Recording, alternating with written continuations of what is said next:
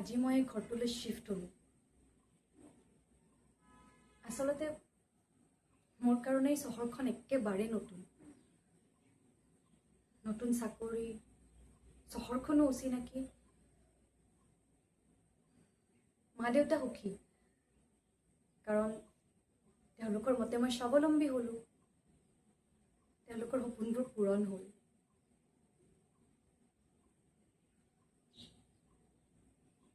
কিন্তু মোৰ সপোনবোৰৰ কথা জানো কোনোবাই ভাবিছে? মইতো এইটো লাইফ বিচৰা নাছিলোঁ। মইতো গান গাই ভাল পাইছিলোঁ, নাচি ভাল পাইছিলোঁ। চাকৰিৰ ফাইলবোৰৰ মাজত মই যে নিজকে হেৰুৱাই পেলাইছোঁ। কোনোবাই এবাৰ সুধিছেনে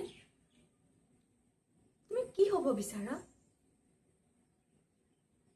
নাই, নুসুধে কোনেও।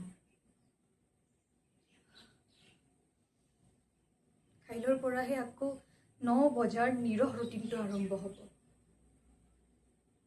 Files, computer, meetings. কিন্তু মই হাৰ নামানো। মই মোৰ দায়িত্ববোৰ পালন কৰিম আৰু মই মোৰ সপোনটোকো জীয়াই ৰাখিম। এদিন নহয় এদিন মোৰ সপোন নিশ্চয় পূৰণ হ'ব।